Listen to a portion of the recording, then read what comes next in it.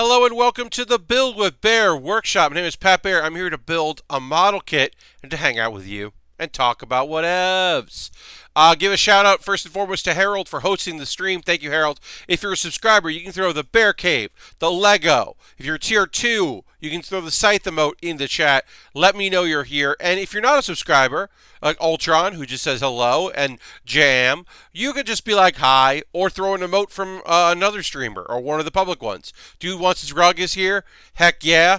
Aristophan is here. Let me know. Sometimes Aristophan is here for a while, and then just throws in an emote, and I'm like, oh, Aristophan's here. Cool. And right off the bat, letting me know. That's awesome. I hope you're doing well tonight. We are going to be working on our Exia, which we work in the past few streams. We've got upper body completely done. We got one leg almost completely done. We're going to work on the other leg. We got the feet.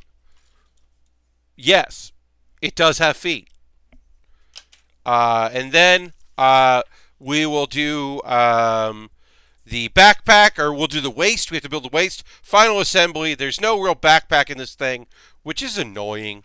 And then we'll do the weapons.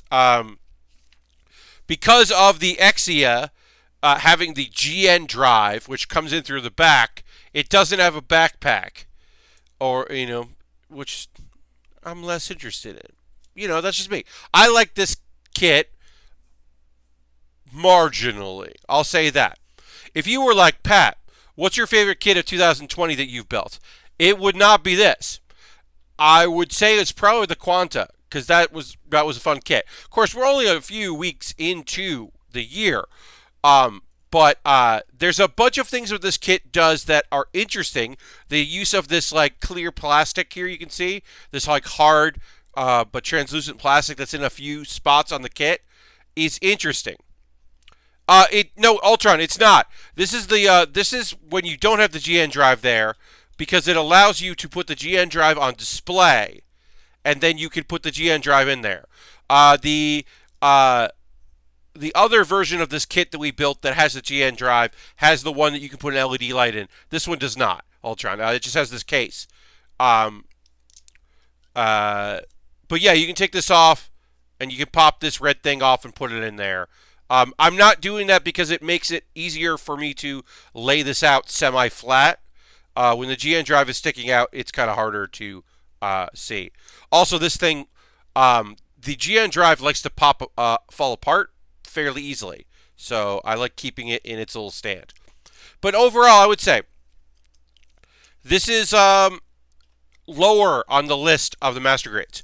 The things it does well, because we're going to get building in a moment or two, but I do like to do the pre-show, give a chance for people to come in before I start getting the build going on. I love for Lashbrook to be here for some of me building the kit that he bought off my wish list. I love all the green, right? I love the green of, this is a good example of the green.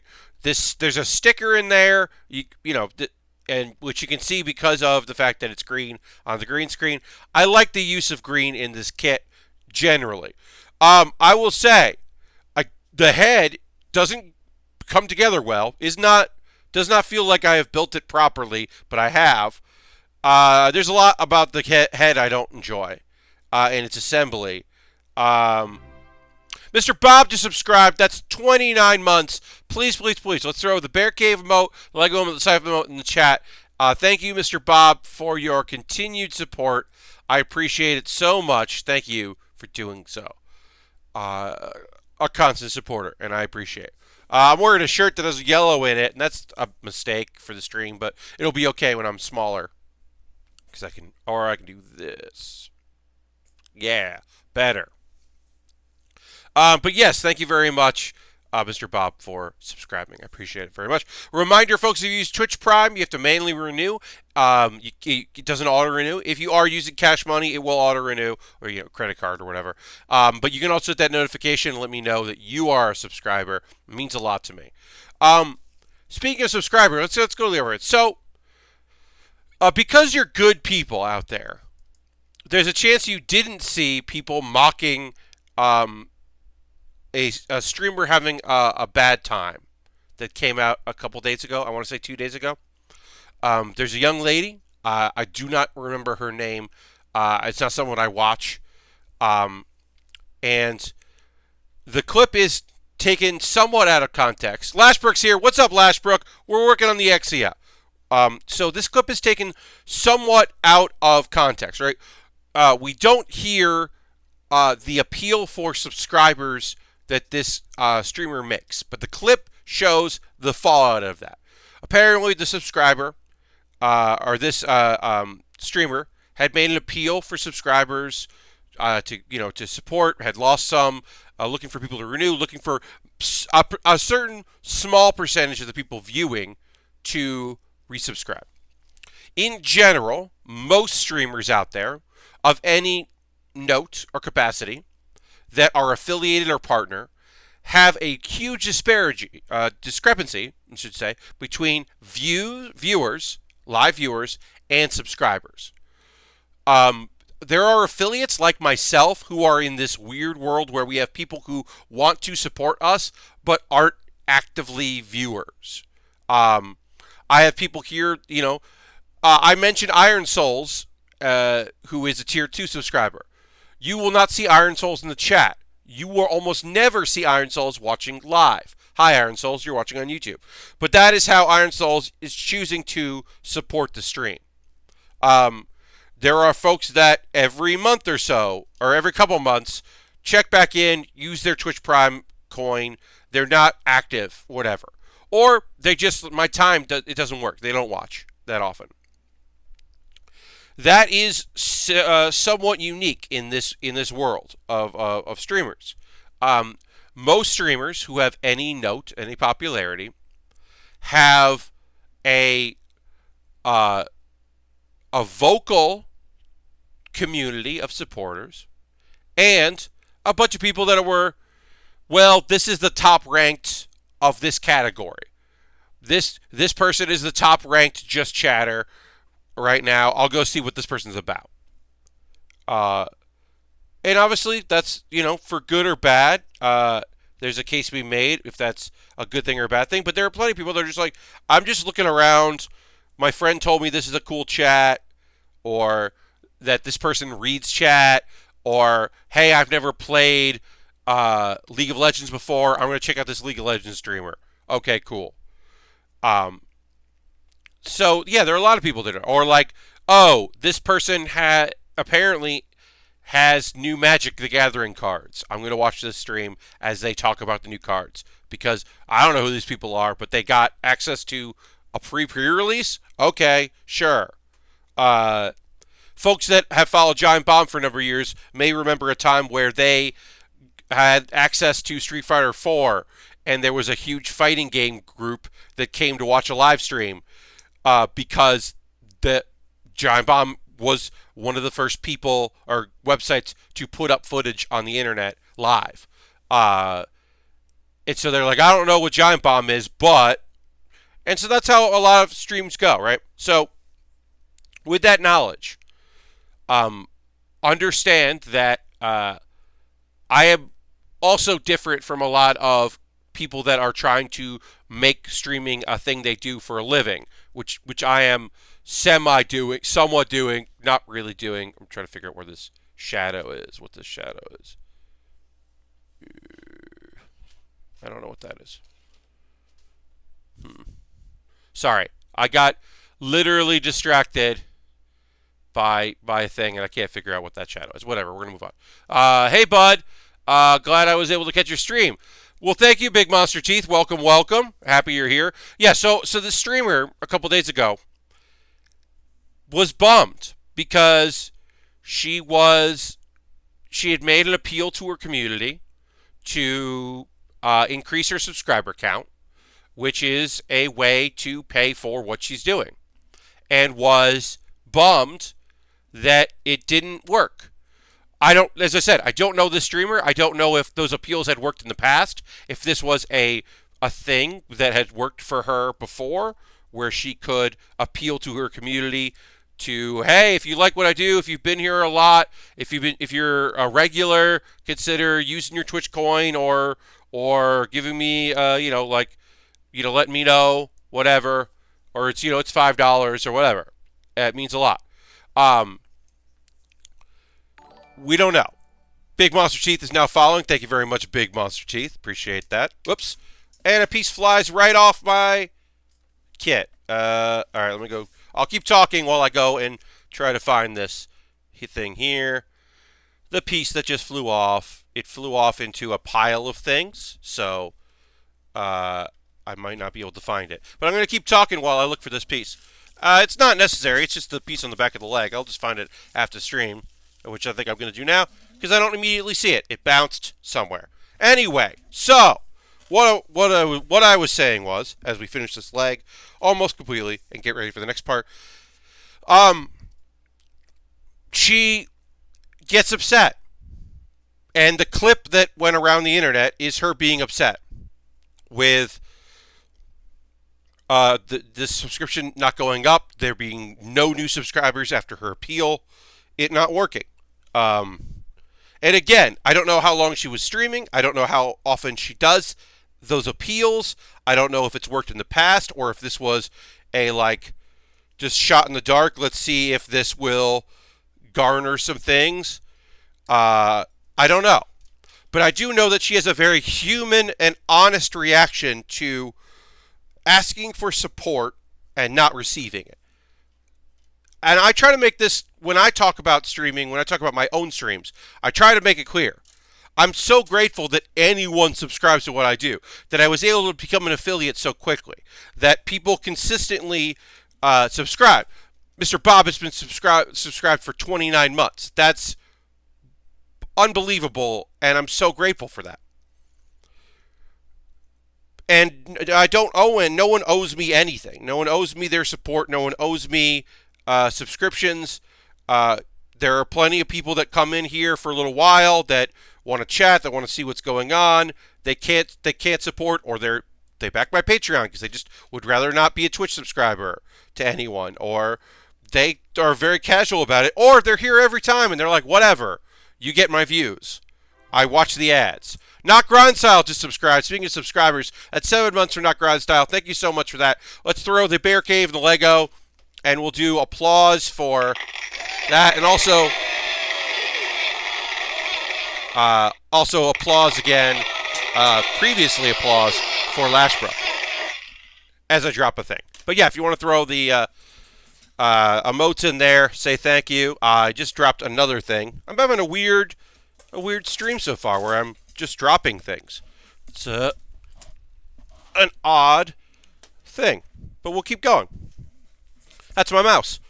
You saw my mouse. Anyway, let's keep going with the building, and I will keep talking about this thing. So, like I said, what kit is that you're making? Not Grindstyle. We were working on the Exia. This is from what is it, Gundam 00? It is the Gundam Exia. This is the master grade. It came out a few years ago. It's an okay kit. It's not my favorite. I'm grateful that Lashbrook picked it up. Thank you, Lashbrook. I love the colors of it. I think the most, especially the green accents. The green accents are really cool. The GN drive stuff is fun, but I think we built kits in this line that I've appreciated more. That's my just opinion on it. But I am excited to work on it. I should make that clear. F21. Okay.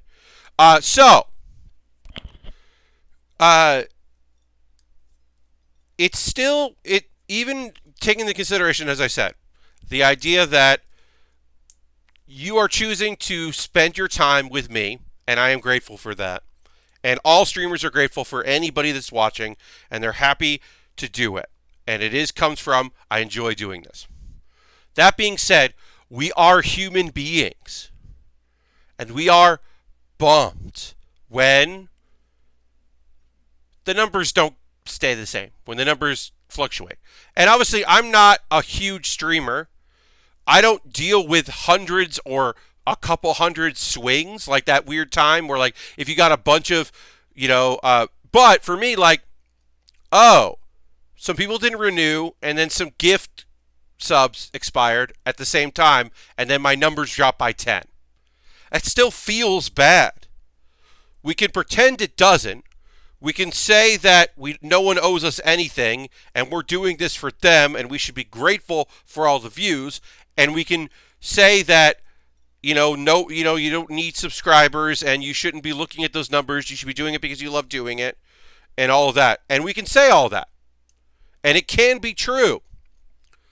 But it also still fucking feels bad when when the numbers go down and you feel like you're wasting energy. I don't want to say you're wasting your time, but like things aren't happening the way you would like them to. Maybe, like growth has become stagnant or growth has diminished. Or a year ago, I had the most subscribers I've ever had on this channel. I'm not going to get back to that number for a long time if I ever get back to that number. And sometimes that's a real fucking bummer. The hope is that I don't drop below 30. Because dropping below 30 makes it harder for me to get a monthly payout, and it takes longer for me to get that monthly payout, which is a thing that is important because the machine needs to keep running. I need to keep buying model kits and keeping updates on things and not canceling my streams to go do something else because I'd rather be streaming. And it's a whole thing. So it's a rough thing for people, and this person had a human moment, and it's a bummer that it made the rounds, and people who make their living on YouTube commenting on pop culture stories and talking about things and having rants had a field day with it, and people were obviously not the nicest about it. And it's a shame because, like, I'm way new. It's hard getting any viewers. Yeah, you're not wrong, Big Monster Teeth. But it's this thing where you get tricked into thinking that you understand how any of this works. And that's when people get fucking bummed. Because, and I'll say this now as somebody that's been doing this for a while, to get affiliate, if you are coming into Twitch, I've been affiliate for 2.5 years, I've only ever gotten one payout. Harold, yeah. I was about to say that. So to get to affiliate, right? Used to be harder than it was. I mean, affiliate didn't exist for a long time. The real thing about affiliate that I would love people to understand is that, like, it's about if you are consistent and you keep a number consistently. It doesn't have to be a big number, but it's a consistent number. Then you can get to affiliate because their cut is still a cut and there is some interest in what you're doing. And as far as I know, I think the only way to lose affiliate status is to stop streaming. There may be other ways. I mean, obviously outside of, having your account suspended and all that other stuff. I've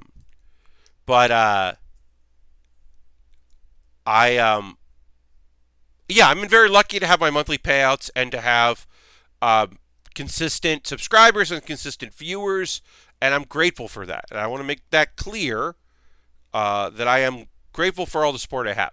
But I also understand what it's like to feel like, why am I doing this? And especially when you add in how many hours most streamers do. Obviously, I'm not the same because I do 6 hours of building a week plus an hour to a couple hours of gaming a week, right? So I do 7 to 9 hours. If they start de-affiliating, I will be in some trouble if my numbers are around the bubble.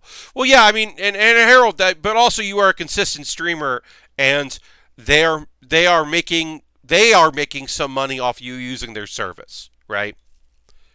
So it is in an interest of theirs. And Big Monster Teeth hosting. Thank you very much for the host. Appreciate that. Let's throw the old applause in. But in general, what it comes down to, and this is like, okay, so we finished the leg, we're going to move on, we're going to do the other leg. What it comes down to in a lot of cases is that people have been streaming for hours and they're emotional and they're... Oh, play the soundboard. Harold used the Bear Cave points to redeem this soundboard, and so I will play some soundboard sounds. Yeehaw!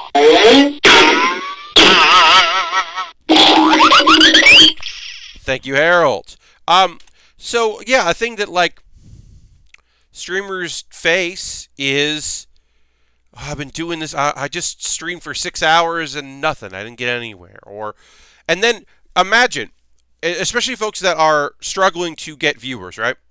That magic happens. Your viewer number went up. Someone rated you with a lot of followers. You're playing a thing that people are interested in. PUBG is a new thing, and you're good at PUBG, and you are part of their program where you get to do community stuff that only so many people get to do. So you have a bunch of people that want to do the community things. And so suddenly people are watching. And maybe they're subscribing, but maybe they're not subscribing. Maybe they're just watching. Maybe the people that were immediately affiliates, a bunch of them moved on to other things. Not all of them, but enough of them did. People who aren't subscribers keep begging to be moderators who you've never heard of and don't know. And you're like, what? Why would I do that? You played a game with somebody and you shot them in Fortnite, and then they rated your stream to be an asshole, and now you're getting Twitter messages because you killed a streamer that is popular with assholes. Like, it's this weird thing where so many things can happen. Or your schedule changes, right?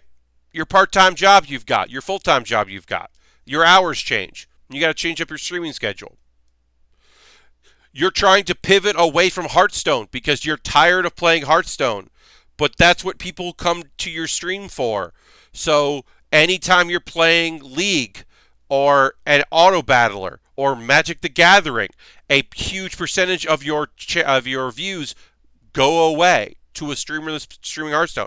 Or your chat is full of people saying, when are you going to play something else? When are you going to play Hearthstone? Hey, there's a new adventure. When are you going to play that? And you're like, I don't want to anymore. It's all of these things, all these pressures that people face on it, that folks will be quick to tell you is part of the job, and therefore don't complain about it and don't talk about it. This belief that just because it is the way that things are, that you should accept that and not acknowledge that is a bummer. Because, one, it doesn't have to be part of it. And two, even if it does have to be part of it, you can still talk about it. Like, it's a thing of like, yeah, you can be a jerk in people's chat. It would be better if you didn't. That's not a far, it's like, it would be great. If you can't subscribe, like, Christian, who used to come in and we talk about anime, or Sazabi comes in.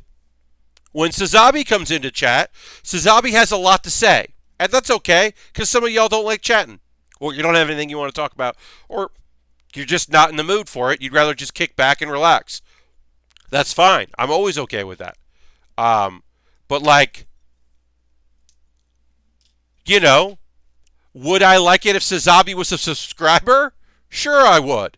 I would like $5 a month from a person that wants to chat with me and have some of my attention while I'm doing other things. Of course. Am I saying like, do I run subscriber-only chat? No. Do I slow down regular chat for people that aren't subscribers? No. I'm not interested in that. I don't have that. That's not a thing that would ever make sense for me to do. It's like not how I choose to run my channel. Um, but also, like, there are days where, hey, there are days where uh, people won't renew their subscription. There won't be any new followers. Chat felt quiet. I built the thing, and it was fun. And it was good, and I'm glad I did it, but it didn't feel as good as some other times. Not every stream is my favorite stream that I've ever done, right? But that's because I'm a human being and not an artificial intelligence. I'm a real person, and I got real stuff going on. So sometimes I don't have a lot to say because not a lot's happened to me. Especially in this last year, I've had some weird days where, like, I don't really do much and I don't really have a lot to talk about, and I hope everyone's okay with that. I'm going to start looking up stuff on Twitter to see what happened this week and see if there's anything I want to talk about. But, I mean, for the most part, like, I just want to cut people with some slack because I understand where they're coming from. And, like, look, did this person, make some demands of their, like, does this person come off, like, wholly innocent and totally reasonable? No. Some of the stuff she says is not reasonable and is not fair to her viewers because genuinely, they don't owe her a subscription. They don't owe her, a donation or joining her Patreon or buying her gifts off her wish list or whatever she's got going on, or buying games through Twitch so that she gets a cut of it, right? She doesn't need any of that. Like, no one needs to do that stuff for her.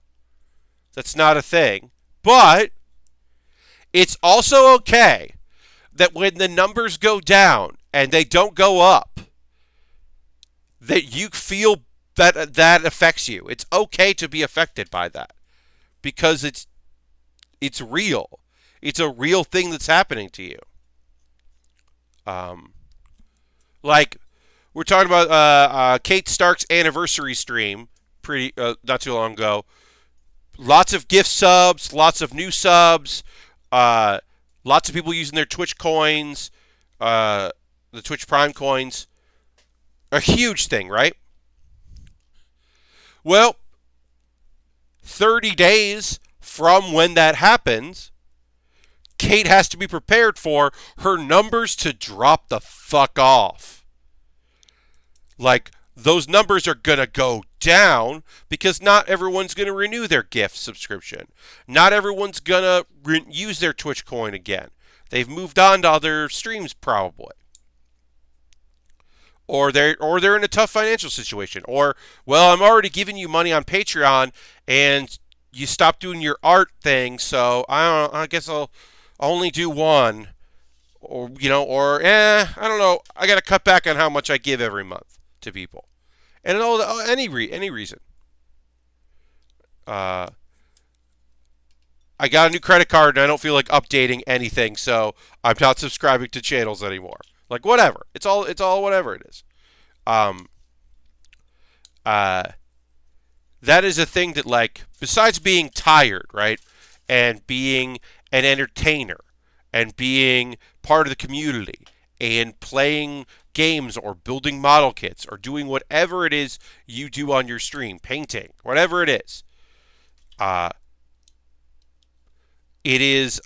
it can feel like sometimes it can just feel like, this is too much and I don't know what I'm doing here and I don't know why I'm doing it and I don't know what good comes of any of the things that I'm doing. But I do know that, like, sometimes it feels bad. And that's just like a human component of it that I can't, like, I can only sympathize with people that are, like, get affected by it. And some people don't. They roll with it. They're good at it. They're good at dealing with it and being okay with it. And they're not like they have decided, like they're bummed, but they're not going to let it show. Like, and that's good for them. Uh, but it's like it is a thing. Like it when you put yourself out there to do this kind of work. A big part of it is that, like, is this perception. This is the main thing I was trying to say. That you should just be grateful. And I've said it, and I mean it. Yeah, you should be grateful. It's the just part that bums me out. Like, I'm thrilled that my chat is the way it is. I'm thrilled that we've only banned, in the 2.5 years I've done this, we've only banned like 6 people total. That people that come in get the vibe right away that that's not what we're here for, that we're supportive, that we're cool. Like, Harold says, I would love to have your chat. I'm so grateful for my chat, Harold. I'm so grateful for everybody. You obviously, you included. That there are people who are engaging and polite and interesting. I'm grateful for that, right? I'm so happy to have all that stuff. To have this little microcosm of good vibes and cool people. I'm very happy to have that. I'm very lucky. And I know I am. But also,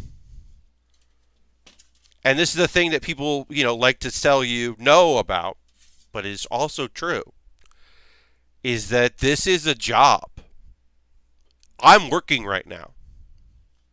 This is not me donating my time.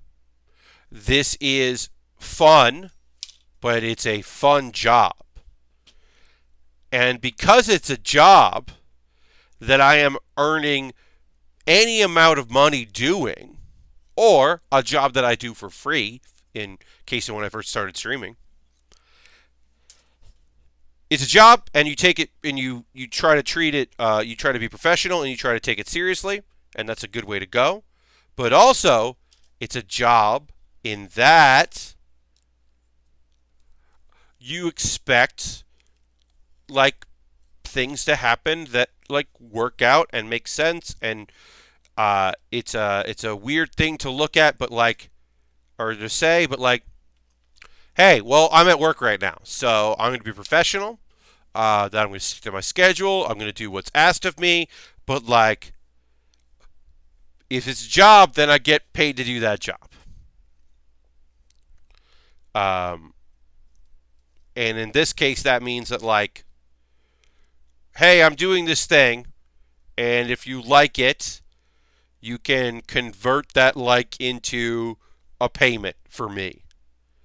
Again, folks are never required to do that. No one's ever required to do that, or to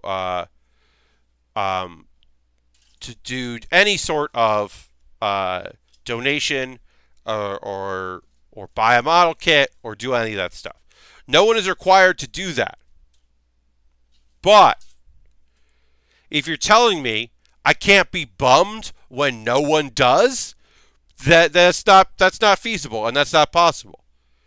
When I've had Jackbox streams where I did not have enough people to play Jackbox, you can tell, not you individually, you the group, you can tell me, the theoretical you can tell me that I shouldn't be upset by that and I should just roll with it, but that's not possible. That's not feasible. If I want to do a Jackbox stream and I can't play Jackbox games because I don't have enough people watching that want to play it, there is no way that doesn't bum me out. I would be lying if that was not a bummer of a thing. That doesn't mean that I would, like, I'm done and I quit. What did I do? I did a Twitch sing stream. and I tried to entertain the people that were watching. Because, as I said, I am a professional, and this is a business. This is a job. But that's not like but yeah, it still affects you. It's still a reality. Um, uh, I have started streams late because, well, I don't need a certain number to stream for. I'll stream for anybody, but I would like to have a couple people around before I start streaming. So I am not doing it into the void because I would like people to watch what I'm doing. And I don't think that's unfair to say. But I will give a lot of people a lot of leeway when it comes to having their emotions. Obviously, blind rage, that kind of anger, that kind of venom, I'm not interested in. I don't want to see that. I would prefer not to engage with that, right? But like genuine disappointment, frustration, sure. I totally understand being frustrated by this. Thinking, what am I doing wrong? What am I doing different? What was working last month that I'm not doing? Why? Why is this happening this way now? Why aren't things working out? Like, like those things are, I think, like totally reasonable. Sorry, I just gotta check a thing real quick. To wonder. And the hope is that, like, you can be professional and you can do what you need to do and you can stream and have people, like, respond to what you're doing and be interested in what you're doing and grow and not be stagnant and not slip. But I don't know. And again, I also don't have all the answers. Like, I don't know what to tell you. It's totally possible that, like, I don't know what I'm doing. I've just been very lucky. When people ask me about streaming, I say the truth, which is I did a whole lot of other stuff before I ever started a stream. And doing a whole lot of other stuff led me to have some sort of percentage of my Twitter following, which is substantial enough comparatively, to be like, oh, okay, Pat's going to stream. Well, I like Pat and I like streaming, so sure. Not everybody gets that. I also had the benefit of doing something that isn't the most popular thing and is not unique, but different, right? This is different than other streamers. I wasn't picking up a game that a lot of other people were playing who would be doing it way better than me. So I am aware that I am a different case than some people. I have a built-in thing. But I also think about, like, I don't know. My numbers are at least consistent because I think, well, my numbers are consistent because I'm consistent, right? That's why, right? Like, I stick to my schedule. If my schedule changes, I let people know. If people follow me on Twitter, I update. If you go to my Twitch page, you can see the schedule there. I tell my patrons when my schedule's changed. I try my best to make sure that people know what's going on with me and my schedule so that they can come see the streams if they'd like to, which I think is important. But that sense comes from, that doesn't come from me being a streamer. That comes from me being a viewer of streams. People talk about how appointment television is dead. And I was like, appointment streaming is still alive. It still thrives. Also, as somebody that watches anime, I constantly have appointment television. Way more than anything else. But that's besides the point. But in general, yeah, I mean, I watch, like, when I realize and try to emulate the fact that when I'm streaming, or when I've chosen to stream, it is at a time where people expect me to do it. And if I don't stream on a Thursday night at 9 p.m. Eastern till 11 p.m. Eastern, then there's somebody who has to find something else to do that night. And maybe that's another stream, and maybe that's something else. But I am grateful that I am in a position where I am somebody makes their plans around what I do. I'm very grateful for that. I'm very thankful for that. But yeah, I mean, that was the thing I definitely was like, when I saw this like news come around, I watched the clip and I was like, this is not a bummer. This is a reality. This is a person having a bad fucking time talking about it. And it's also that funny thing where I'm like, well, the person who's insulting her, who's, demonizing what's happening here, also wants you to like, comment, and subscribe to their YouTube channel or their Twitch. They also need those things. They also want those things. And when those things don't happen, they're fucking bummed about it. They're really fucking bummed. So it's not like it's some unusual thing that's like so foreign to people. It's like, nah. People should get it. And I think they do. But yeah, I mean, I hope I don't drop below 30. I would like to keep above 30. I'd like to get back to 40. That would be great. I would love to get back up to 40 monthly subscribers. But I understand that, like, that might not happen. It might take a long time to get back up there. I might drop down to 20 or 10. Like, I'm okay with that. Look, I'm not okay with that. I'm bummed about that. But I also understand that that is a possibility, and I can't take that for granted, that people move on or change their minds or take their Twitch coin other places or just move on to other stuff. They've seen me build Lego sets. They've seen me build model kits. They're tired of me talking about anime. I don't know. There's any number of reasons. They found another streamer that streams Monday nights that they'd rather watch. They're sick of me talking about being unemployed, whatever, or being self-righteous is what I've gotten on occasion. Or a thing that came up, and I mentioned this yesterday very briefly, and I'm not going to get too much into it. It does affect me. I eventually ended up muting a conversation that someone was having. So I am done fundraising for PAX East. I hit my goal yesterday, which is rad.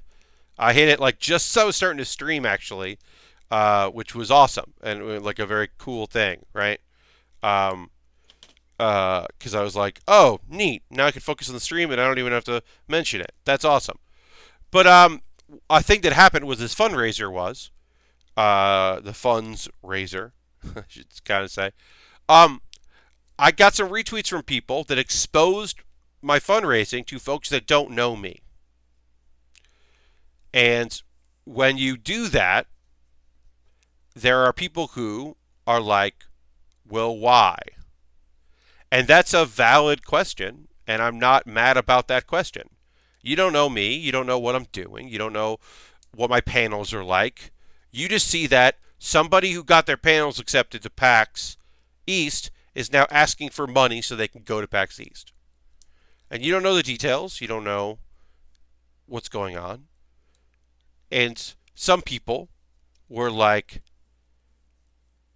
some people asked the person that retweeted me directly why they would retweet that. And some people asked me. And then some people retweeted with their own comments that were, in some cases, mean-spirited. And I understand that. And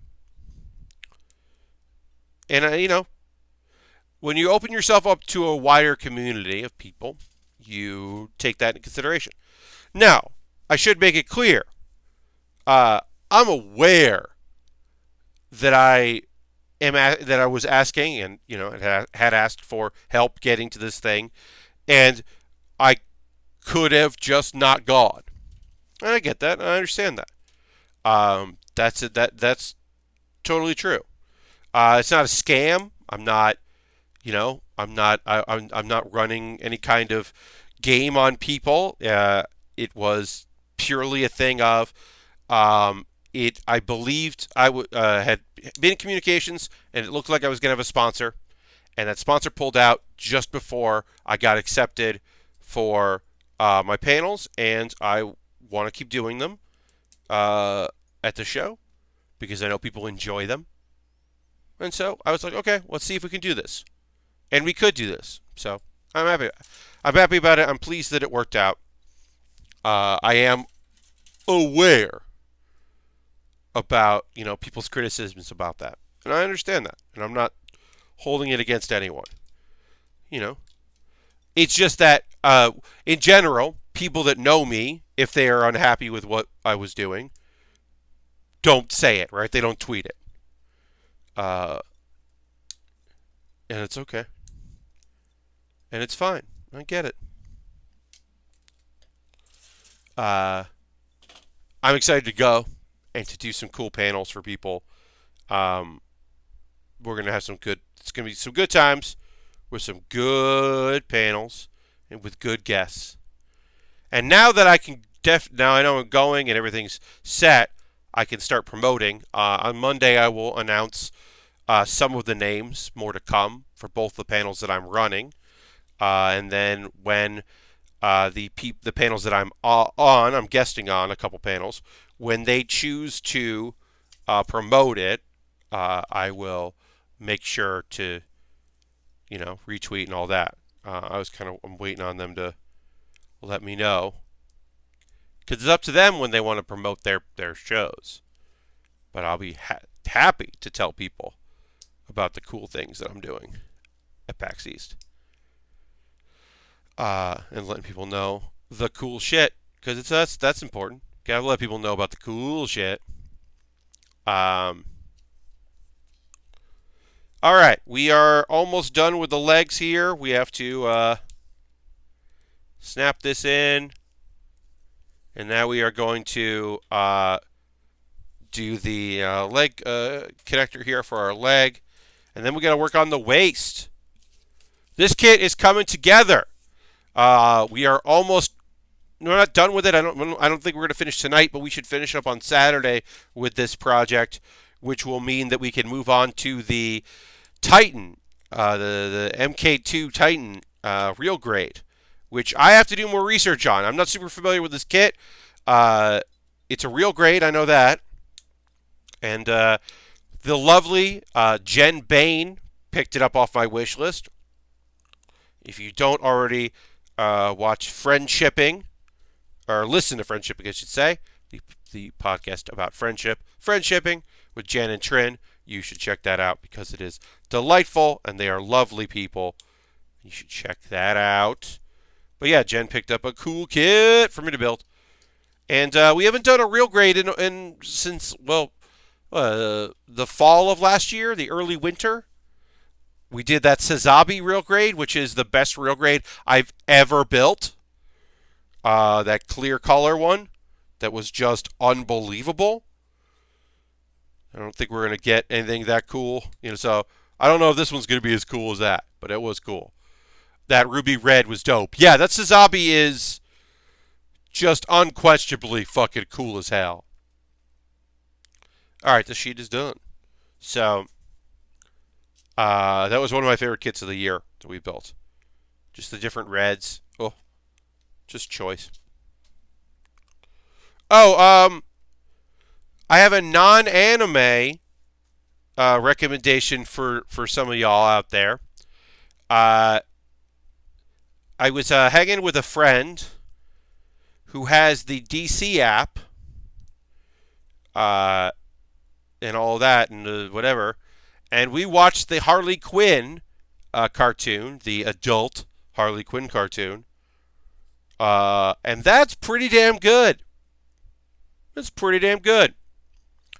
It's violent. and it's weird, and it's definitely a comedy piece. Um,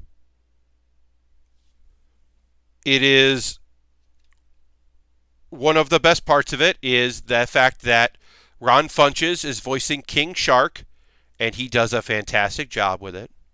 He is phenomenal. Uh, they made some interesting character choices with people. Like Clayface is an actor, so what if he was like one of those annoying like fake faux Shakespearean actor types? That's a fun choice. Like uh, Poison Ivy is just chill and cool and supportive. She's the straight woman in the show, uh, and is just cool as hell. This is fucking just a dope character.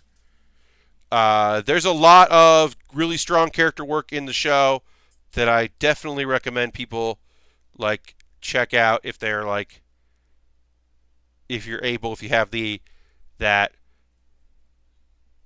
yeah. I mean Clayface is just like using a faux like he sounds like Frasier, you know, he's using that faux aristocratic accent. Um, it's basically Harley wants to get into the Legion of Doom, and she's starting her own gang, and she's just picking the people that nobody would pick to be in a gang. So like Dr. Psycho, it's not a great character already, not a great dude. Let's put that character in there. Let's put in Clayface and King Shark. And it's just like, yeah, it's a ragtag group of nonsense characters. Kite Man is there. And Kite Man and Ivy have a relationship, which is like, it's fine because like she's definitely embarrassed by him, but definitely into him. But also, like,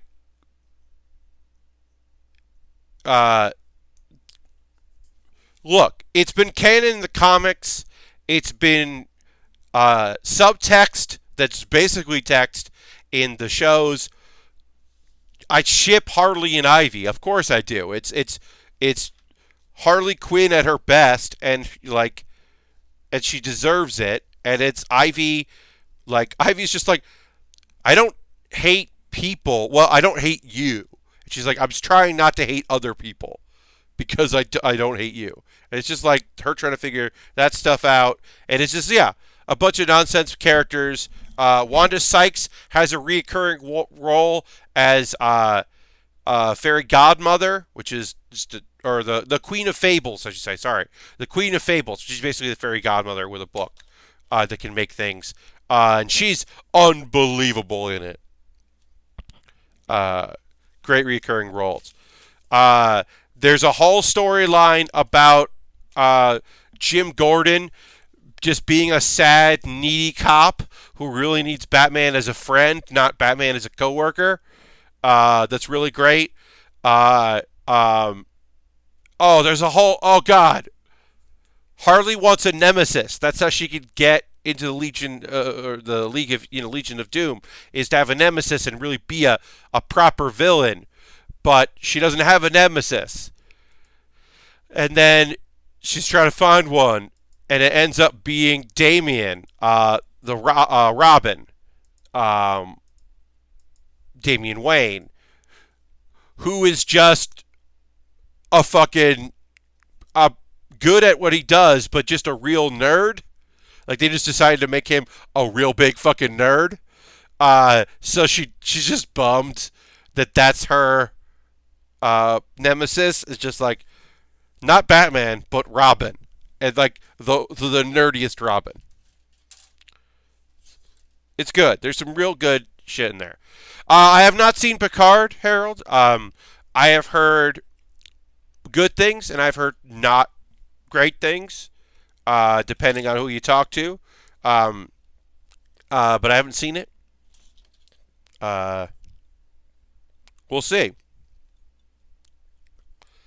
I would assume that a show that is focusing on one character is not going to be the Star Trek show that you loved when you were a kid and loved Star Trek. Like, I'm just going to assume that it can't necessarily immediately be the thing that you want because you grew up on Next Generation or DS9 or the middle of Voyager.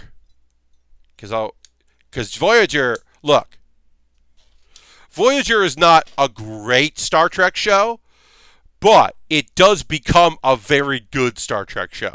It just takes a long ass time to get there. It takes a real long time before it is a good show. Uh, there's a lot of growing pains with that one. Uh, it basically takes they need to stop thinking of themselves until they do again as the Maquis. When the Maquis members are basically just crew members of Voyager, and then and they start doing weird stuff with the Doctor and thinking about humanity and all that, and what it means to be a person and what is that kind of once they start getting into some heavy shit and start really thinking about things, then it's oh, okay, this is a good Star Trek show. And then of course 7 of 9, which is Jerry Ryan being a very cool actress and good actress, but also it is a show once 7 of 9 is there, then you can start exploring humanity and what it means to be a person and all that stuff. All that good Star Trek shit. And then you're fighting the fucking Borg, man. And hey, guess what? If you're fighting the Borg, you're a Star Trek show. Definitely a Star Trek show if you're shit, it's fucking Borg. Gotta take care of this stuff. And then we're gonna fight a race of people that are basically the Predators. Cool. Alright. Okay. Got some waste going on here. Hey, let's take a pause for the cause. If you're currently a subscriber, let's throw the Bear Cave emote in there, the chat, the Lego emote, the scythe in the chat. Let the people know you're a subscriber. Thank you very much for being a subscriber.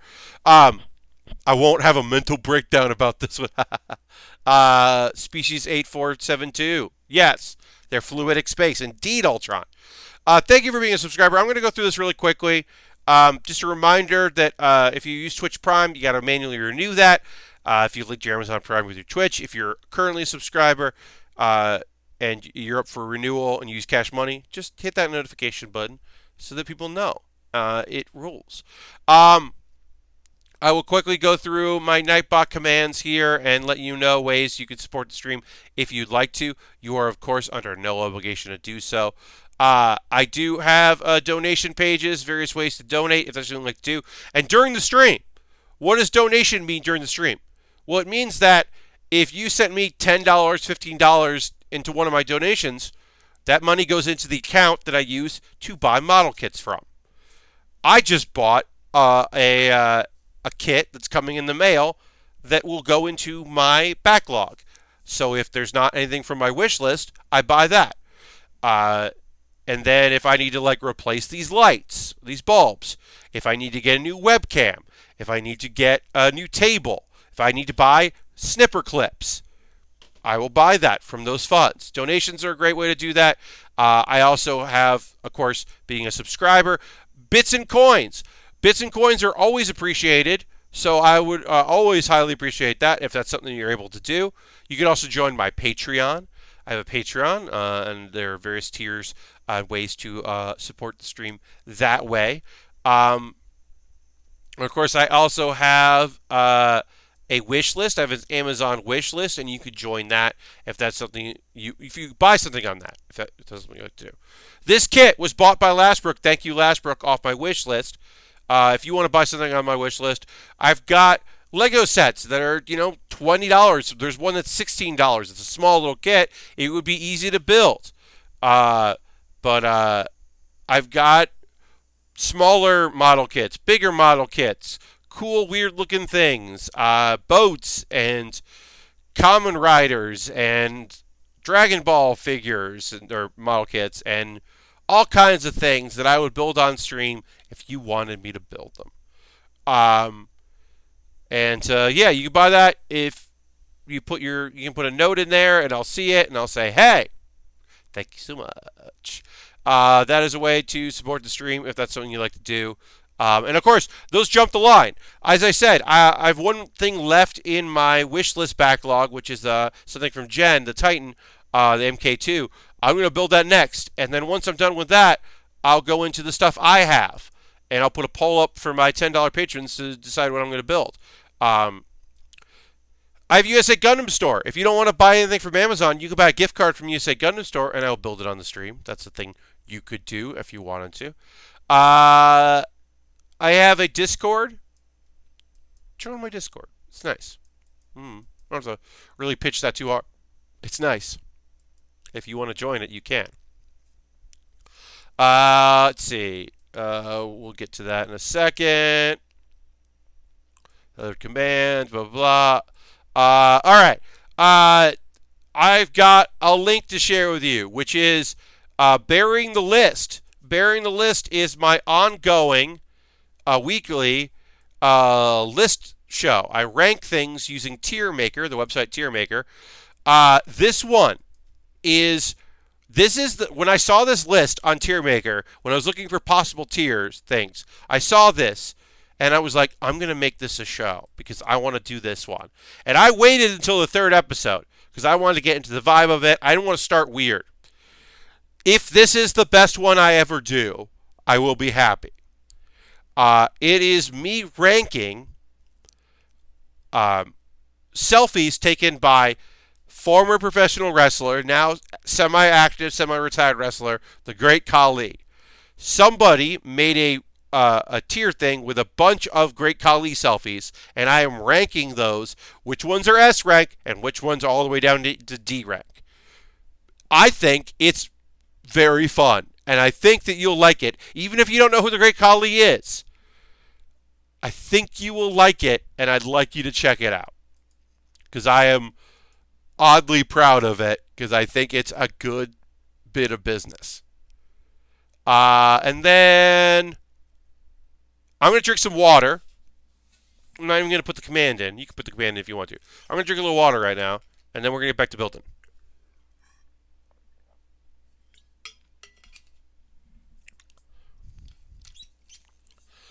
All right.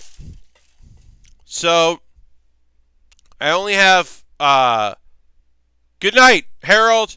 I'll catch you later. Thank you for being here, my friend. Thank you for hosting, as always. I'll talk to you soon. So, for those of you that don't know, in case there's somebody watching right now that it hasn't been watching me stream that often, Black Clover is good, and I would like you to watch it because it's a good show, and I think you would dig it. You don't have to, but I think you'd like it. This was a flashback. We found out how the first Wizard King, 500 years ago, defeated his friend and sealed the demon away. And how he was frozen, and now he's back. And then then he awoke his friend Lich, and there was a moment there between them that was very nice, and it's a whole thing. And then they just kicked some serious fucking ass, and it is set up that also Asta's gonna do some stuff. Asta's anti-magic works against demon magic, their devil magic, which is good because somebody's got to beat this dude, or the world ends. So, no pressure for Asta, but he's got to step the fuck up or everything is done. Yeah. It was a good episode. Good action. Setting some stuff up. Getting to see some characters interact that haven't talked to each other in a long time. And that's always kind of neat to see that. And like any good shonen, now we have 2 characters who were considered villains. Well, 3 if you count the elf inhabiting Charlotte. But yeah. Also, very quick clip in that of Charmy apparently defeated the person that Charmy was fighting, and that rules because Charmy rules. Charmy's the best. I can't wait to find out more about Charmy's abilities. But yeah, they did want to be like, also, hey, Charmy's here. Don't worry about it. Charmy's doing her thing. But yeah, it was a good episode of Black Clover. It's probably the most I have to talk about of any of the shows that I watched. But it was solid action, good character work. It's a show that I'm still very into, and still recommend. It's a lot of episodes, but I think it's a cool action show where found family is so important, and it's just good vibes and cool shit. People getting stuff done and trying to save the goddamn world. Making it happen. Let's see. Orphen. Sorcerous Stabber Orphen. Maybe I think I misremembered this show being funnier than it is. I don't think this is a serious version of it. I think the show was serious, and I only remembered the sillier parts of it. That's my thought right now. Oh, remind me. I'm gonna go and retweet myself here. Sorry, I'm gonna go retweet that I'm still streaming because I love if you more people want to come check this out.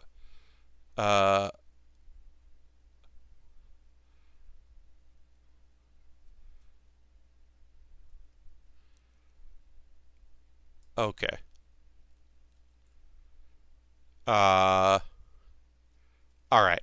I'm getting a lot of responses because Graham Stark owns a shirt that is the 1970s logo for the CBC, Canadian Broadcasting Company, or whatever corporation, or whatever it's called. And it's just very funny because I was like, hey, what's going on with this shirt? And he replied, what isn't going on with this shirt? Everything. All right, so I'm just going to retweet here. Still building. Come hang out. But yeah, if you follow Loading Ready Run, watch today's panelists video because you will see Graham in an incredible, unbelievable shirt. Just looks polyester and gorgeous and terrible.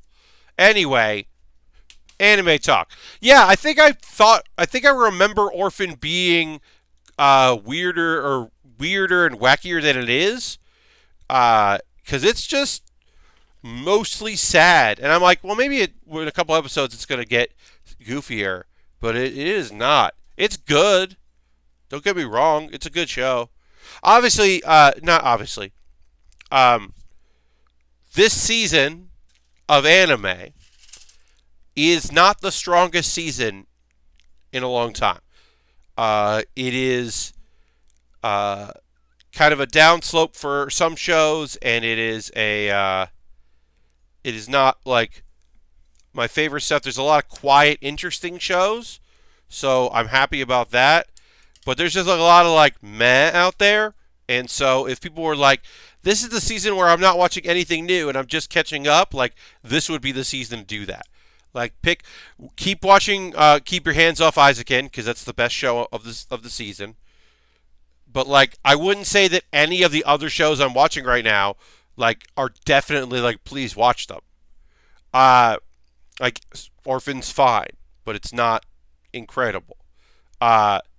Another show that is fine but definitely not incredible is what do you call it? BOFURI. This episode was boring. It is the third episode. It felt very disjointed, and there was like some stuff and setting up for this. There's going to be this scavenger hunt that's coming in that will, show some new characters. My favorite part of the episode was the introduction of two characters that will become more important very clearly in the show soon. But right now, we just got teased with them, which was the fact that we got teased with the two sisters who are going to be using hammers as weapons. They got teased in this episode by them like being around and hanging out, which seemed fun. But I'm like, well, it's not the same as you being characters in the show doing stuff. So I don't know. All right, I got to get these pieces together. We're going to get this together here, working on our waist of our kit. But yeah, BOFURI, this episode wasn't that strong. I'm looking forward to more episodes of it. I do like the show. One thing I did like about this episode. So we talk about this. So one of the complaints about modern anime stuff, especially be it shonen or isekai, is, well, the characters are always overpowered, and there's never an attempt to rein them in, right? There's almost no attempts to limit their abilities or acknowledge that they're overpowered and deal with it, right? Nobody tries to limit them. They limited them because it's a video game. This anime is a video game. So maybe I have the wrong numbers. Did I take the wrong numbers? B20 and B19.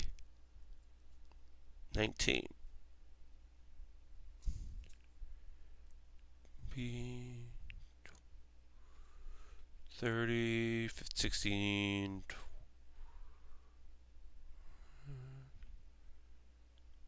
Yeah, I must have taken them out. 17, 18, 19, 20. Okay, I pulled them out. Just don't seem to be doing what I want to do. All right, well, I'll figure this out. While I figure this out, I'll keep talking. So yeah, because it's a video game, it's a VR video game world. They nerfed her abilities because she did them in a unique way that no one else would, and the way she leveled, the unique way that she leveled up, can't be replicated. And I thought that was pretty fucking cool. That they were like, that the creator of the show was like, oh, well, it'll be, this makes more sense if she did all this, and then people were like, you can't. And no one else can do what you did. One of my favorite bits of DB Super is how little they care anymore. Can survive in space. Yes, now, I mean, hey, that space pod shouldn't, hey, the pod that he was in shouldn't have been able to travel as far as it did. So, it's fine. That's how he survived, is because that's how all Saiyans survive in the little pods they fly in galaxies with, is because they can survive in space. But generally in these things, especially even in a video game thing, there's not attention to that part, the detail, right? You don't get that. You don't get that. But in an RPG like this, they basically like depower. She's the first one to use her abilities in this particular build, right? So they nerfed it. They nerfed one of her overpowered abilities, which I think is really funny, and then they changed the way that characters like interact so that you can't grind, so no one can like grind the way she did for her optimum, her unique build. And it's like, oh yeah, they would do that in a series, like they would go out of their way to make sure that people couldn't do, or in a game, I should say, in like an RPG, MMORPG. They would definitely go out of their way to make sure that someone can't do what she did. It makes perfect sense. Yeah, that was cool, but it was also like I said, it just felt, it felt a little like a third episode. Nothing really happened. It didn't really go anywhere. Which is also the case with Infinite Dendrogram. We got a little bit of storytelling stuff, a little bit of character development. We got introduced to a new character who is a journalist. She supplies information. She's going to be traveling with them. In the last episode, we met like a dude and his succubus character, which is she just looks like a human girl, though, so it's just weird. And as I've said before, I don't think Infinite Dendrogram is a good show. I don't think it's a bad show. I wish that there were more shows for me to watch. Like, okay, I'll say this. In December, when I start thinking about my favorite shows of the year, and I start going through my list, because I'll go through the descriptions of streams throughout the year, because I list the shows that I'm watching and talking about. I will have to go, wait, what's Infinite Dendrogram? I do not expect this show to stick with me at all. I just don't. I just don't think it's that great. So I can't imagine that I would be super into it. It's mostly just that, like, there's just not a lot I'm watching between Tuesday and Thursday.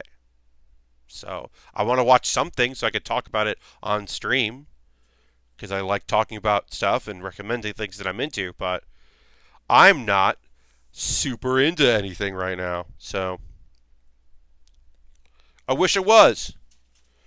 Like as I said, have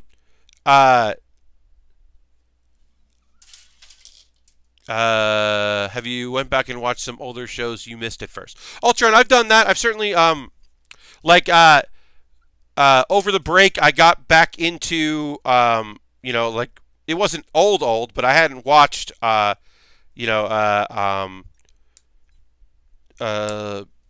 to Demon School, and so I caught up on that, and I'm now caught up on that show. Like I will I caught up over the holiday as well on the Bookworm, Ascendance of a Bookworm, which I stopped watching because I wasn't really into it. And also, it was on in a block where I had like 6 shows or 7 shows to watch. And that was the one that I decided I wasn't going to watch. And people were like, but it's very good. And I was like, I just don't want to watch it. And then I, came into it and I liked it. I didn't love it. But yeah, I'll go back. I don't go back super, super old. Sometimes I will.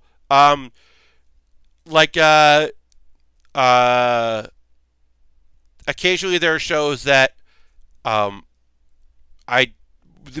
periods where I wasn't watching anime come out, or sometimes Crunchyroll will license an older show. They'll get a catalog show, and I'll go and like, well, I never watched the 3rd season of this show because the fan subbers weren't consistent, or I wasn't really watching anime when this came back out, and so I'll go in and watch a show that I like missed out on at the time, and now I'm like, oh, well, now I have the time to go back to it, so I will check out the TV show version of something that I never watched the first time. That happens. Generally, I like to be up to date on things and watch things as they come out, but I will occasionally slip back into old things, or like stuff I missed. Something's coming out. The 3rd season of some show's coming out that I stopped watching halfway through the 2nd season of Log Horizon. The 3rd season of Log Horizon is coming out this year. I'm probably going to go back and watch the rest of the 2nd season and kind of like, binge it to watch the 3rd season, because I liked a lot about that show. I just kind of got, I don't know, I just got disinterested in it, but I'm interested in checking it out again and maybe coming back to that show. I don't know. I don't know for sure if that's something that's like gonna happen, but I'm at least contemplating trying it out again. It doesn't always happen, but yeah, there's just like hey, there's a lot of good anime out there, and I don't like, I haven't watched a couple things that are nominated for like best anime of the year. Some of those things I know I'm never going to watch. I just know in my heart of hearts that Promised Neverland is a show that I'm never going to see. I just know that I'm not going to watch that show because the continual threat of murder and violence on children is not something that I am able right now to enjoy, and or at least not enjoy but watch. And maybe I will, but I don't know. I just know that right now I'm like, no, I don't want to watch that. And as I said, maybe that'll change, but right now I'm not interested in testing that. What shows that? I'm not right now. I'm not watching like the jewel case of something or other. There's a show about a jeweler, and his assistant, and it didn't really appeal. It didn't seem interesting to me, so I haven't checked it out. And it could turn out that show's good. I don't know anyone who's watching it, but I might run into someone and talk to them about some shows they like, and they would be like, "Oh, are you watching this one? It's so good." And I'll be like, "Oh, no, I'm not watching that." But okay. Hello, Sazabi. Welcome, welcome. Working on the waist of this kit. But yeah, it is, when it comes to shows like that, like, yeah, like, I miss out, or I'll say this. People kept telling me that like, hey, I know you stopped watching Darling in the Franxx, but like, keep going, cause like, it's and then like, it'll get better though, and I was like, okay, and then I kept watching it, and I was like, no, I still don't like this show. I'm still not into this show. Like, I can respect what it was trying to do, but I'm still not like, it never really hit me super hard. It just didn't do it for me. I can understand why people liked it, but it wasn't just wasn't my show. You were working on Annihilation Barge for Friend. Cool. Well, congrats to Zabi on finishing up what you were working on. But yeah,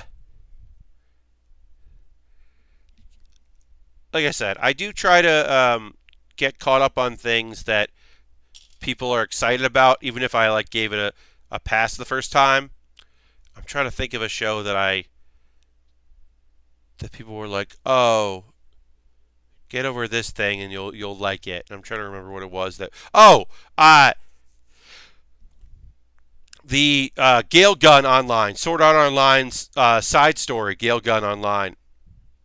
People were like, "Hey, it gets better," and I was like, "I don't think it does." And people were like, "No, it definitely does. Like, there's some characters that are great, and you'll like it. Just keep going, go back to it." And I was like, "Okay."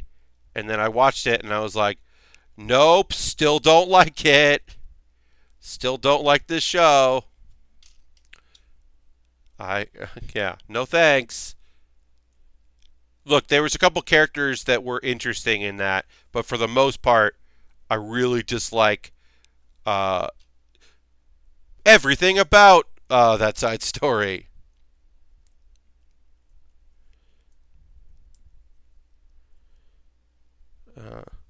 Whatever, it happens. Can't like everything.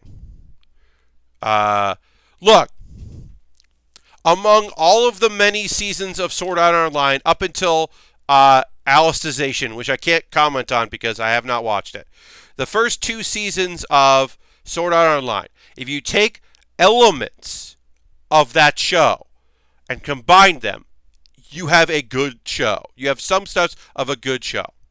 There are Asana's storyline with the small guild that are trying to complete a task and be famous that gets fucking sad is, I think, cool. Shion in story I think is kind of cool. Her getting over her trauma, uh, and also helping to solve a mystery is pretty cool. If doesn't also have a terrible stuff in it that's garbage. There's some garbage in that part, but overall, uh, there's some stuff in it that's interesting. Uh, but yeah, it is also bad. The greatest sin of Sword Art Online is that Sword Art Online, even though it is not technically an isekai, because it is not a different is a video game trapped in a VR simulation, um, and is just a game. It's one of those. Uh, it did repopularize the isekai genre, and then also uh, it also like encouraged the overpowered main character to be male, and there also to be a harem element to the show. So those things are directly not directly, but a large part of the fault of SAO. Uh, so that is indeed its greatest sin. Uh, is that show is like that, or not show, that anime existing means that there's just a lot of really bad anime out there. And this season, we only have one of them. It's so weird. There's only one isekai this season, and it's ReZero, the ReZero director's cut. So it's not even a new one. It is a version of it, and that's so strange. Because last season there were like 5 of them. So it's so weird that there aren't any this season.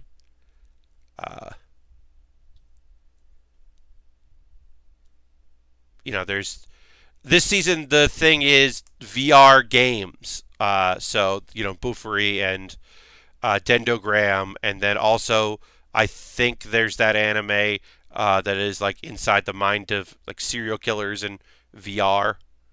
I think that's another one. That's like the third one. So getting your own overpoweredness. BOFURI is kind of an overpowered main character, but not really. But yeah, it was so interesting. Like last season was the variations on the theme. There was the self-aware comedy isekai. There was the comedy isekai of refusing to do the job. There was it's an isekai, but it's not an action show. There's action a little bit. It's mostly about a girl wanting to read, and then there's going to be some magic in it. Whatever. Yes, Sazabi, I'm talking about the concept of the anime being it is about a virtual MMO. I'm not talking about VR anime. I'm talking about the theme of the anime being virtual reality gaming. Yeah, no. Obviously, what you're mentioning is a different thing that is not great. But yeah, I'm not speaking on that.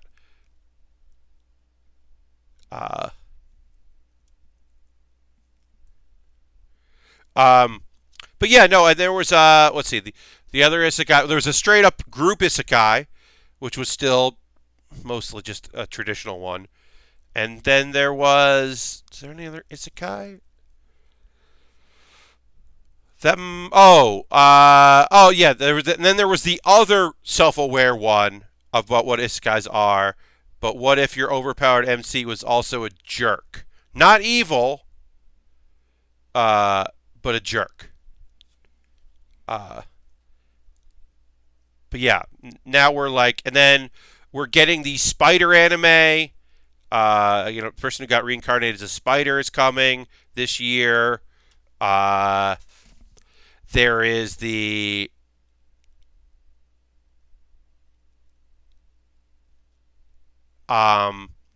then there's the anime that is about the person who it's an isekai, and it's a female main character, and she has been, or yeah, she's trapped in like a fantasy world and has just been killing the easiest things for 500 years. So she's really overpowered, but hasn't really wanted to fight. I can't remember. I can't remember all of the elements of that, but yeah, right now we're getting into the weird isekai stages because people are just tired of the traditional ones, which is interesting. But it also is interesting because we're going back to female led, which is where the genre began years and years ago, for shows that aren't necessarily traditionally considered isekai, like Fushigi Yugi, which is the different world ones, or of course, uh, like considered in many ways, Alice in Wonderland, considered one of the first isekai. Uh, and, Oz is a little bit of that too. But yeah, the different world genre, which kind of like died off, and some of the big ones weren't considered that, and then kind of retroactively became those because people were like, yeah, Inuyasha's an isekai. And we're like, all right, I guess, sure, okay. And then my favorite, Tenchi Muyo, is an isekai in the traditional sense, but in the modern sense of what an isekai is, the genre of isekai, it is a reverse isekai in which our main character stays on Earth and a bunch of aliens or people from other worlds come to him, and he does change. But which I always thought was like, oh yeah, that's pretty that's a good indication of that. Yeah, because it is. Tenchi doesn't go anywhere in the first OVA or TV show, depending on which is your first one that you watched. But he is definitely changes and grows and becomes an overpowered main character. But yeah, the people come to him. The harem, I should say, specifically. Trying to think about if was there any other. These are weird for the genre ones coming out. The spider one seems pretty interesting. I don't know. Like I said. Oh, and of course, Ari Forte season 2 is going to come out, I think, this year. I've said this before. Even the genre that I care the least about when it comes to anime, if there is a good show in that genre, I will check it out. And for me, that genre is sports anime, where it's just like, I'm glad the people that love the Volleyball Boys get another season of those Volleyball Boys being Volleyball Boys. I've tried to get into that show and couldn't. I know that people really like it. I'm happy they have their show, another season of their show. But yeah, that's just not my thing. It's just not what I like in a show. Generally. But I have watched, I've certainly watched sports anime. It's just never been the biggest draw in the world for me.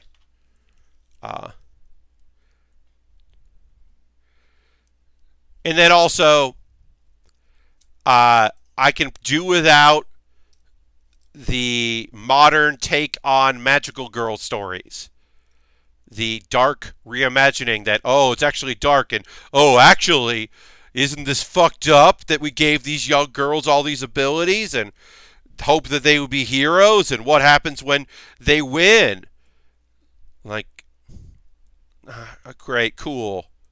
Cool. I don't need it. I don't need that. Some of those are good, but I don't really need them. Even if some of them also are the only time you're going to see mechs outside of a Gundam series. I still like. Meh. Sometimes I'm like, meh, not super into that subgenre. Uh, when's the next season of a regular in Magic School? Because I think that's this year.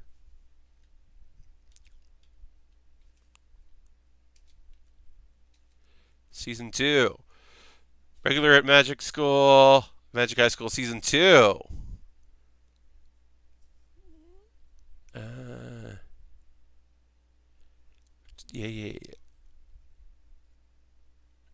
Yeah, I thought that was coming out last year.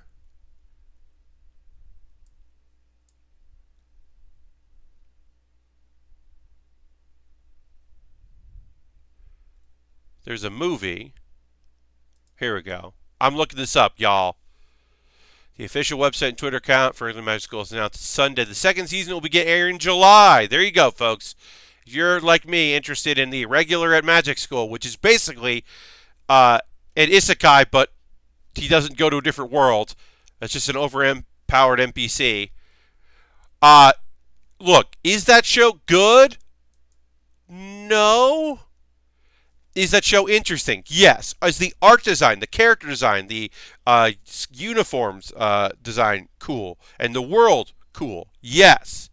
This like school for magicians and understanding what science and magic have to do with one another, and this like very overpowered MC, and there's only one real big problem with it, and it's a fucking big one.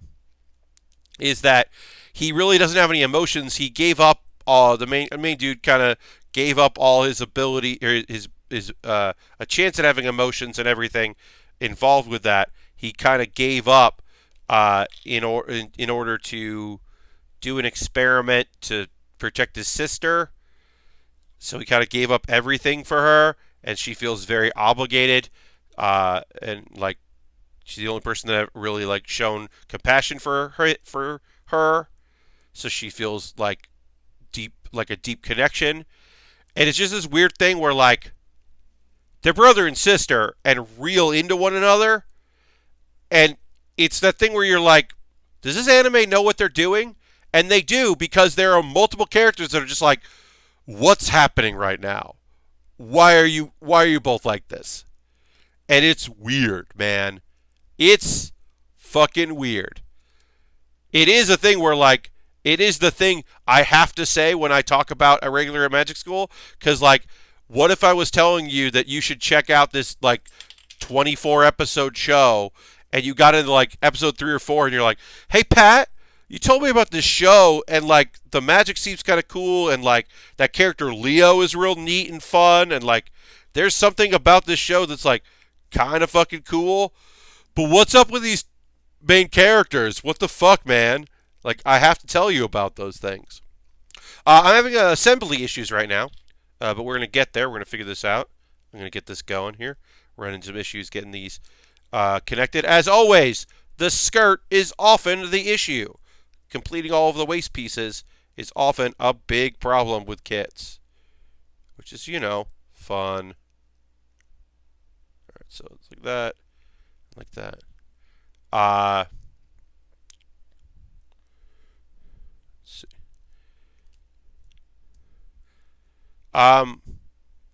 Yeah, I gotta check out. There's new stuff coming out this season and sequels and things. Like I said, I'm gonna try to get caught up on Log Horizon, because I like Log Horizon and I'd like to get back into it.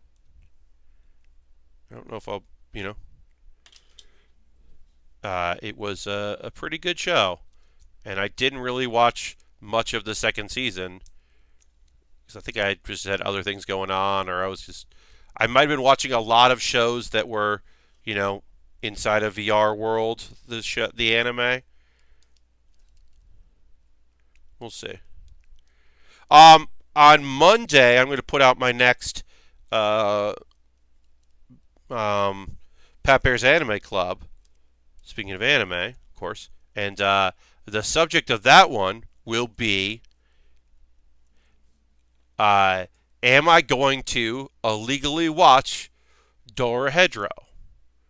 Dorohedoro, I should say. Dorohedoro. I have to say that right. Dorohedoro, which is not available in the United States for legal streaming. There is no way to watch that. It is on Japanese television, and it is being streamed on Netflix of Japan. It's totally possible that it might come out here later when the show's done, but there's been no announcement of that, so we have no way of knowing if that's going to be the case or not.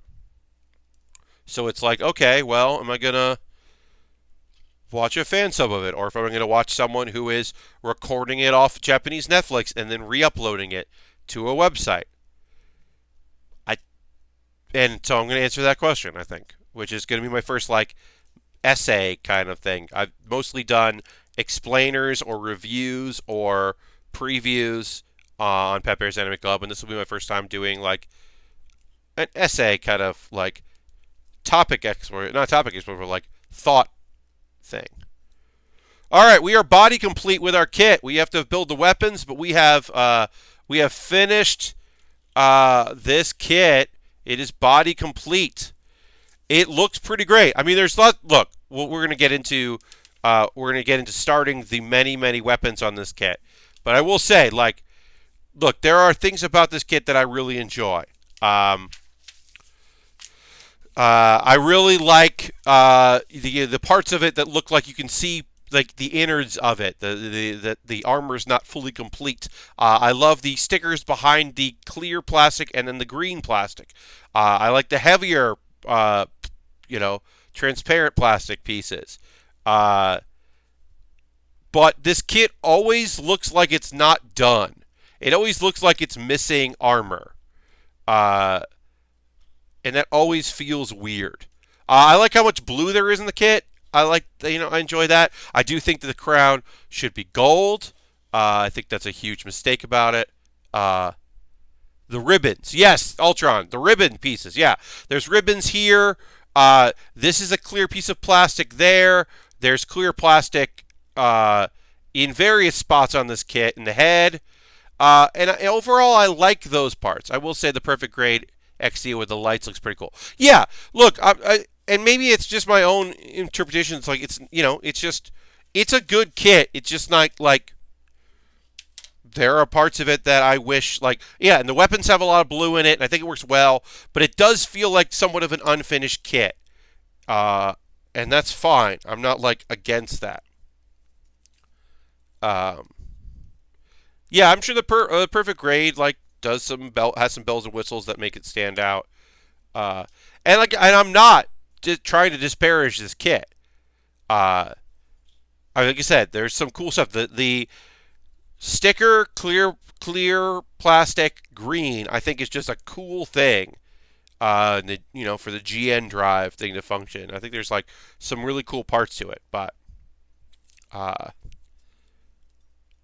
overall, some of the things that are great about it also are weird. Like I said, I do like that you can see these dark gray pieces that look like they're part of the kit. But that also is a negative. Or part of the skeleton, I should say. Because sometimes it does look like, oh man, they didn't put all the armor on this thing, huh? Alright. They did put all the armor on it. This is the choice. But yeah, we got to build the GN sword, the wrist sword. We've got to build the long sword, the short sword, the shield, and then of course the sabers. We've got to put together the things. I also like that it's got holders for weapons on the that there are 4 things for all the blades, and that 2 of them live behind them, and then 2 live on the waist, so you can be like, oh, let me go and grab these there. I like the placement of those, and I like where they can be stored when you're not using them as blades. I think that's very cool. So there's some stuff about this kit I like, and then generally I like it, but it also is it's not my. I have some thoughts about it that aren't super positive. I'll fix that after. But let me get a little bit. Screw it, we're doing 5 blades. Yes. Uh, yeah, I mean, I like all the equipment. I like the shields. I like the different places you can put all the various weapons that you can put, like yeah, there's lots of spots to keep all of these many swords, and I like that. You can pop this off and change this up. Pop this off, pull this out. Suddenly you've got a place to keep your blades. Yeah, it is. There are things to like about this kit, even if I don't think that. Even if there are things that I don't like about it. All right. Okay, let's just we'll get a little bit of the GN sword done.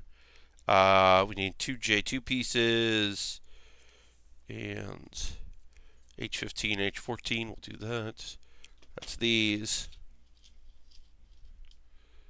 Yeah, we'll go till 11 and get a little bit more done with our kit. So we need those 2 pieces and then PC7.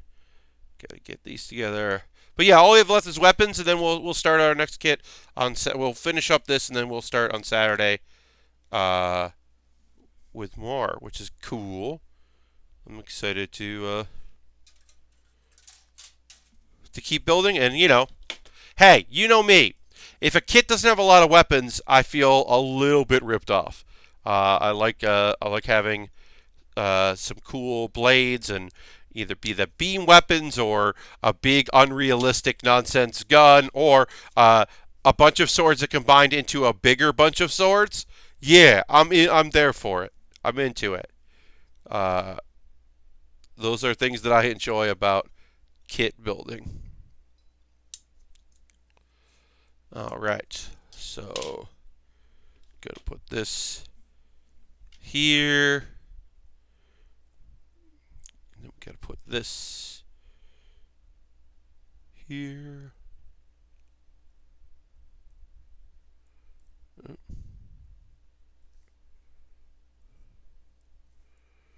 All right.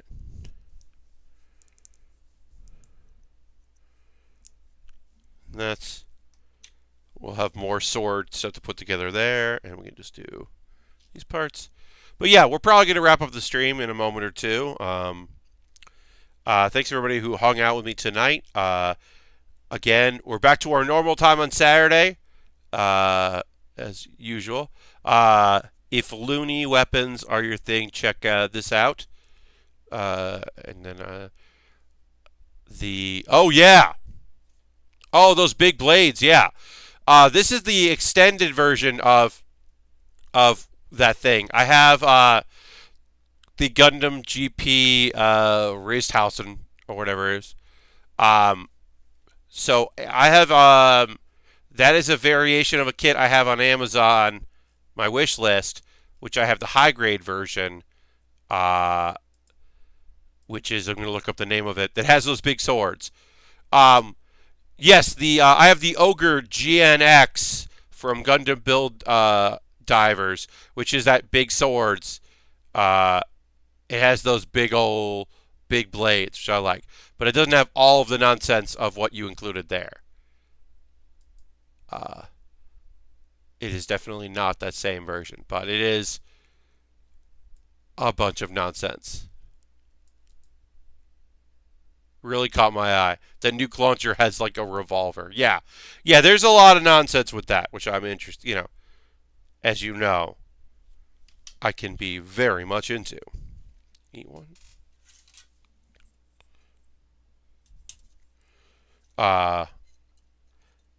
Yeah, I like a kit with a lot of weapons and a bunch of nonsense on it, That's my thing. Those are the things that I'm into. All right, so I'm going to finish this one part up, and then we'll wrap up here. Thanks, everybody who watched the stream and checked out the build. I will continue on Saturday, 9 p.m. Eastern Time. Last week I had to do an afternoon one on Saturday, and we had a good turnout. I was pleased with the turnout, So thank you for everybody who hung out for that. And then, yeah, regular Saturday time this week, though. So back to our normal schedule of streaming and whatever, talking about stuff. So, yeah, if you want to come and see that stream, that'll be on Saturday. It's my next build stream there. Thank you so much for everybody that hung out tonight. And I will see you next time. I'm going to run an ad. You are not obliged to watch that ad. If you would like to watch that ad, that would be great. But I hope. Thank you, Ristfan. Thank you, everybody that watched. And Ultron, of course. But yeah, if you can watch that ad, if it shows up for you, if you're not a subscriber and you should see an ad, watch it. It makes me a little bit of money. But that's it. Bye-bye. Goodbye, goodbye, goodbye.